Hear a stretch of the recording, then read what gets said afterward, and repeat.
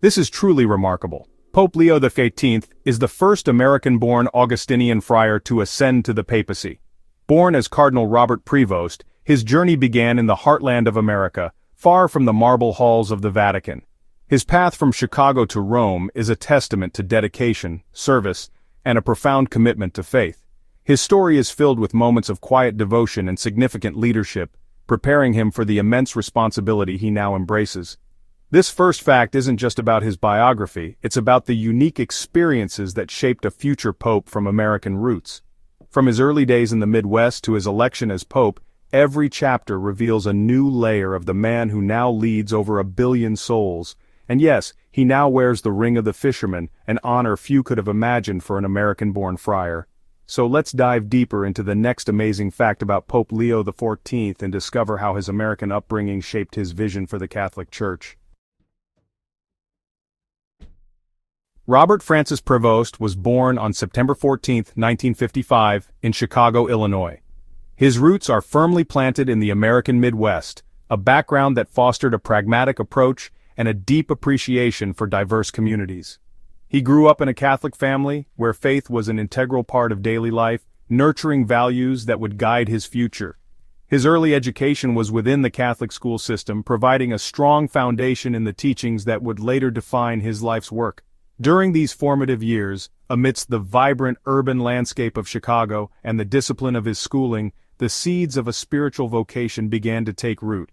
His academic journey continued at Villanova University, a prominent Augustinian institution in Pennsylvania.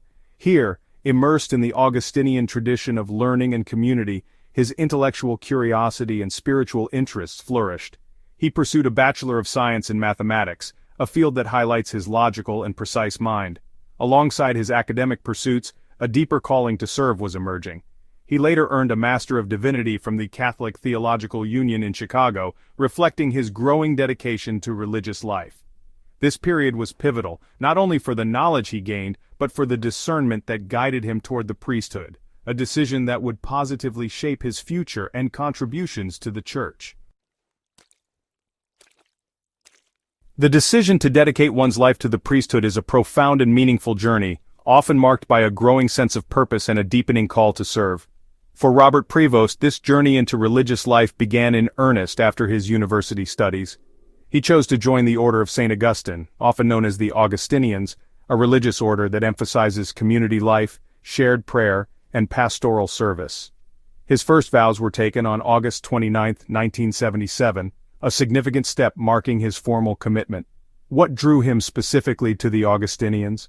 Perhaps it was their intellectual tradition, their emphasis on a shared spiritual journey, or the inspiring examples of the friars he encountered during his university years at Villanova. He professed his solemn vows on August 29, 1981, deepening his commitment to the Augustinian way of life. The influences on such a profound decision are often multifaceted. For Prevost, it was a combination of personal prayer, spiritual direction, the example of other priests and religious figures, and a growing desire to serve God and the Church in a direct and dedicated capacity. He was ordained to the priesthood on June 19, 1982, in Rome.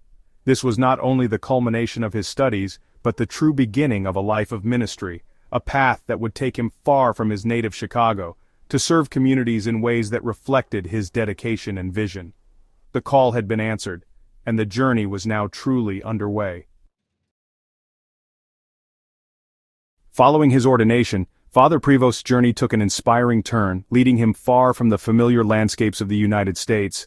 From 1985 to 1986, he dedicated himself to missionary work in Chulucanas, Piura, Peru, a region known for its vibrant faith and welcoming communities. This was a period of deep immersion in a new culture, language, and pastoral environment, enriching his perspective and ministry. Working closely with local communities, he gained valuable insights into the lives of many, strengthening his commitment to social justice and the Church's mission of service. This initial period in Peru was truly formative, laying the foundation for a lasting and meaningful connection to the country and its people. His bond with Peru grew even stronger when he was sent to the Augustinian mission in Trujillo from 1988 to 1998. During this decade, he embraced important leadership roles. He served as prior of the community, director of formation for Augustinian candidates, and later as provincial superior of the Augustinians in Peru. In these roles he was instrumental in guiding and shaping the Augustinian presence, fostering vocations, and overseeing educational and pastoral projects. His positive impact on the local communities was evident, supporting initiatives in education, healthcare, and spiritual growth. This extended period of service in Peru became a defining part of his identity as a priest and a leader, leaving a lasting legacy of compassion and dedication. After more than a decade of dedicated service and leadership in Peru, Father Prevost's abilities were recognized on a global scale within his religious family. In 2001, a significant chapter opened in his life when he was elected Prior General of the Augustinian Order. This is the highest leadership position within the order, making him responsible for overseeing the spiritual and administrative life of Augustinian friars and communities around the world. It was a testament to the respect and trust he had garnered from his brothers, not just for his work in Peru, but for his wisdom, his administrative acumen, and his deep commitment to the Augustinian charism. His tenure as Prior General, which lasted until 2013, was marked by a dedication to strengthening the order's mission in the modern world. He traveled extensively, visiting Augustinian communities across continents, listening to their experiences, and encouraging their ministries. His leadership focused on promoting unity within the diverse international order, fostering vocations, and ensuring that the Augustinian tradition of intellectual inquiry and pastoral care remained vibrant and relevant. This period provided him with invaluable experience in international governance, cross-cultural communication, and the complexities of leading a global religious organization. It was a role that undoubtedly prepared him for even greater responsibilities within the wider church, honing skills that would prove essential in the years to come. Following his distinguished service as Prior General of the Augustinians, a new call came from the Vatican. On November 3, 2014, Pope Francis appointed Robert Prevost as the Apostolic Administrator of the Diocese of Chiclayo in Peru, a region he knew well from his earlier missionary years. This was a significant transition, moving from leading a religious order to shepherding a local church. Then, on September 12, 2015, he was ordained a bishop and formally installed as the Bishop of Chiclayo. This appointment marked his entry into the episcopate, becoming a successor to the apostles, entrusted with teaching, sanctifying, and governing a portion of God's people. As Bishop of Chiclayo, he embraced the opportunities and responsibilities of diocesan leadership, fostering vocations, strengthening catechesis, and managing diocesan affairs, while addressing the needs of the local community. His key initiatives often focused on pastoral renewal, encouraging greater participation of the laity, and ensuring that the church was a beacon of hope and support for all, especially the poor and vulnerable. He worked to promote unity among his priests and the faithful, drawing on his years of experience in community building within the Augustinian order. His leadership in Chiclayo was characterized by a hands-on approach, a willingness to listen, and a deep pastoral concern for the spiritual well-being of his flock, further solidifying his reputation as a dedicated and capable church leader. Bishop Prevost's administrative skills and pastoral wisdom, developed over decades of dedicated service in a variety of roles, were highly valued by the Holy See. Even while serving as Bishop of Chiclayo, his expertise was recognized and sought after in Rome. In 2019, Pope Francis appointed him as a member of the Congregation for the Clergy, a Vatican dicastery responsible for matters concerning priests and deacons throughout the world. This was a significant recognition of his experience in priestly formation and his understanding of the opportunities and responsibilities facing clergy globally. It allowed him to share his insights at the very heart of the Church's governance. His involvement in Vatican affairs grew even deeper when, on January 30, 2023, Pope Francis appointed him Prefect of the Dicastery for Bishops. This is one of the most influential positions in the Roman Curia, as this department oversees the selection of new bishops worldwide. It's a role that requires great discernment, a deep understanding of the Church's needs in various cultures, and the ability to identify outstanding candidates for episcopal leadership. This appointment also came with the title of Archbishop. Taking on this important responsibility meant relocating to Rome and placed him at the center of key decision-making processes for the Universal Church, a clear sign of the Pope's trust in his judgment and abilities. Throughout his ministry, a consistent thread in the life of Robert Prevost, now Pope Leo XIV, has been his profound commitment to social justice. This commitment was not just a belief but a lived reality, shaped by his years as a missionary in Peru. There, he witnessed the challenges faced by many and recognized the important role of the church in supporting those in need. His work often involved direct engagement with communities, seeking practical solutions and advocating for positive change that could uplift and uphold human dignity. This dedication is rooted in the core teachings of the Gospel and Catholic social teaching. His advocacy extended to broader issues of human rights and the fair distribution of resources. As a bishop in Peru, and in his leadership within the Augustinian order, he consistently emphasized the Church's role in promoting a just and compassionate society. This included supporting educational initiatives that empower communities and encouraging environmental stewardship as an important part of caring for creation and supporting those most affected by environmental challenges. These examples demonstrate a shepherd deeply concerned not just with spiritual well-being, but with the holistic development and flourishing of all people, reflecting a pastoral heart attuned to the needs of the poor. The journey of Archbishop Prevost's service to the Church reached a remarkable milestone with his elevation to the College of Cardinals.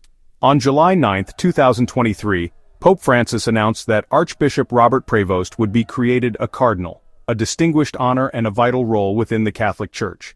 The consistory, the formal ceremony where he received the red biretta and cardinal's ring, was held on September 30, 2023.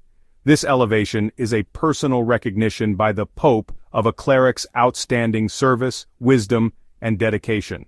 It also signifies a closer collaboration with the Holy Father in the governance of the Universal Church. As a cardinal, he became one of the Pope's principal advisors. Cardinals have several key responsibilities, including electing a new pope in a conclave should the See of Peter become vacant. They also often head major Vatican dicasteries, as Cardinal Prevost did with the dicastery for bishops, or serve as bishops of significant dioceses around the world. His role as prefect of the dicastery for bishops, combined with his status as a cardinal, placed him in a position of great influence regarding the future leadership and direction of the Church globally. It was a clear indication of his standing as a trusted and capable figure within the highest echelons of the Catholic hierarchy, preparing him for what was yet to come. The passing of the reigning pontiff was a moment of deep reflection for the Catholic world, and attentions quickly turned to Rome and the ancient process of electing a successor. The College of Cardinals gathered in the Sistine Chapel for the conclave, a period marked by prayer, reflection, and thoughtful deliberation, shielded from the outside world. Among them was Cardinal Robert Prevost, a figure whose experience in Peru, leadership of a global religious order, and recent important role as prefect of the dicastery for bishops had given him a unique profile. The circumstances leading to any papal election are multifaceted, involving considerations of pastoral experience, theological understanding, geographical representation, and the ability to guide the Church in important times. After several days of voting, the white smoke finally billowed from the chimney of the Sistine Chapel, signaling that a new pope had been chosen. The announcement from the central loggia of St. Peter's Basilica, Habemus Papam, we have a pope, was followed by the revelation that Cardinal Robert Francis Prevost had been elected, choosing the pontifical name Leo XIV. The significance of an American-born pope, and one with such extensive missionary experience in Latin America, was immediately apparent. His election represented a potential bridge between different parts of the Church, a leader familiar with both the global North and the global South, poised to bring a distinct perspective to the Petrine ministry. The world watched as he stepped out onto the balcony for the first time as Pope, a moment of profound historical importance. With his election, Pope Leo XIV steps into the leadership of a global church, bringing with him hope and a spirit of renewal. In his initial addresses and homilies, he has begun to outline his vision, one that is deeply rooted in his past experiences, a commitment to evangelization, a profound concern for the poor and marginalized, and a desire for a more synodal, listening church. His stated goals emphasize themes of reconciliation, unity, and the importance of pastoral closeness to the people. He has spoken of the need for the Church to be a field hospital, tending to the needs of the world, a metaphor often used by his predecessor. What does his papacy mean for the future of the Catholic Church? Observers note his Augustinian background with its emphasis on community and interior life as a positive influence on his approach to governance and spiritual leadership. His years in Peru highlight his ongoing focus on social justice and the concerns of the developing world. His experience in the dicastery for bishops demonstrates his understanding of the importance of strong, pastorally minded leaders throughout the Church. Even in the early days of his pontificate, Pope Leo XIV's vision is clear: a church that is deeply rooted in tradition and courageously open to the promptings of the Holy Spirit, striving to be a credible witness to the gospel in the 21st century. The journey ahead is filled with promise, and his path thus far suggests a leader well prepared for the task. We've journeyed through 10 remarkable aspects of the life of Pope Leo XIV, from his formative years in Chicago to his election as the successor of St. Peter. It's a story of unwavering dedication, of answering a call that led him across continents and through many levels of service within the Catholic Church. His experiences as a missionary, an administrator, a bishop, and a Vatican official have all shaped the inspiring leader he is today, a leader now entrusted with guiding one of the world's largest spiritual communities. The impact of his papacy is just beginning to unfold, but the foundations are strong and clear. The path of any pope is watched by millions, believers and non-believers alike, because of the profound moral and spiritual influence the office holds. Pope Leo XIV's journey, with its unique blend of American pragmatism and deep pastoral experience in Latin America, offers a truly inspiring narrative. What are your thoughts on his life and the vision he is beginning to share for the Church? We invite you to share your reflections and insights in the comments section below. Your perspectives enrich this ongoing conversation about faith and leadership in our contemporary world. If you found this exploration into the life of Pope Leo XIV insightful and engaging, please consider subscribing to our channel. We are committed to bringing you more in-depth looks at influential figures who shape our world, offering context and understanding. Thank you for joining me, Vinicius Agbasier, on this fascinating look at the man who is now Pope Leo XIV. We look forward to welcoming you back for our next story.